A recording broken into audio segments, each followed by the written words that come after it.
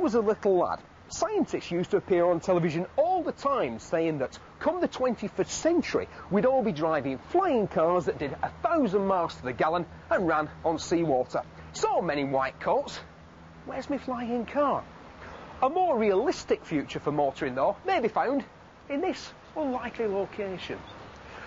Because this coaching house in mid-Wales is the home of the most economical road-legal vehicle in the world, the combidrive Mouse. The Mouse started life as a battery-powered electric car built by those beardy tree huggers, the Danes. And like all electric cars, it was a complete failure. Electric cars suffer from short range and the huge weight of those lead-acid batteries, which make progress pedestrian to say the least. But combidrive believe that battery power isn't the way to go about building an environmentally friendly car, and I agree with them.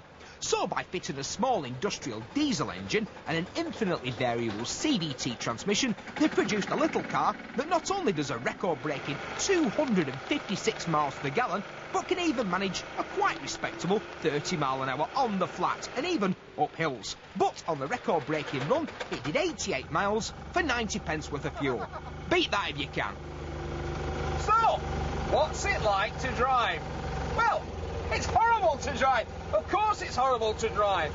There's a rubbing diesel engine sat about 6 inches behind my head, chugging away. Little bit of noise filtering through into the cabin, despite the fact that it's encased in a rather natty little wooden enclosure. Because only one of the rear wheels is driven in this sort of Reliant style configuration, one wheel at the front, two at the back, it means that as you floor it, the driven wheel digs in and the whole thing tries to take a sharp right turn into a field or a tree or something equally uninviting. And when you back off the throttle, it then tries to turn left, and with similarly startling consequences. The suspension is almost non-existent. It's incredibly claustrophobic as well.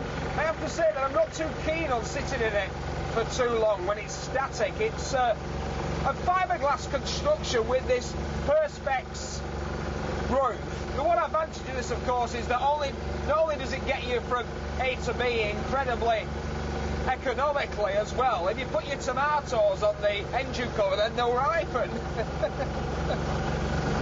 It told me that it does about 30 miles an hour, but I'll tell you what, 30 miles an hour I've never felt this fast. The ground seems to be zipping by at a fair old rate out of that. I was going to say a window, but of course there aren't any windows, the whole thing's a window. It's actually quite good. All-round visibility is superb. The principle behind the Mouse is sound. We need to get away from this notion that on every journey we need to take 2 tons of steel, iron, rubber and plastic with us. Let's think about what our transport needs are. Let's face it, the government can bang on about public transport till they're blue in the face, but there is not the will or the wherewithal to improve the public transport system to the extent that we're going to give up our cars. But what we should be thinking about is what we use those cars for and how those cars are configured. But even if we do change the way we think about personal transportation, the Mouse still has a major problem: image, or lack of it. It's not just the Mouse. Any small car now, and we've found this particularly with men, that they like the idea, they think it's very neat, and so on. And when you invite them to drive it around their hometown, they've suddenly got a pressing engagement elsewhere. It's the idea that if they get in the Mouse, they may be losing part of their anatomy. Of course, this is one of those new ideas that isn't new at all. And if I was Freddie Starr, a frightening thought, then this is what I would call a booble car, just like the Messerschmitts and Heinkels of the 50s and 60s. Although, of course, the clever thing about the Mouse is that automatic transmission.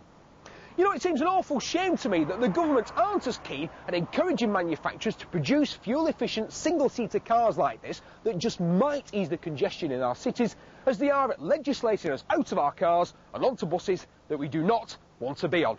Ooh, bit of politics. My name's Steve Berry. Thank you, and good night.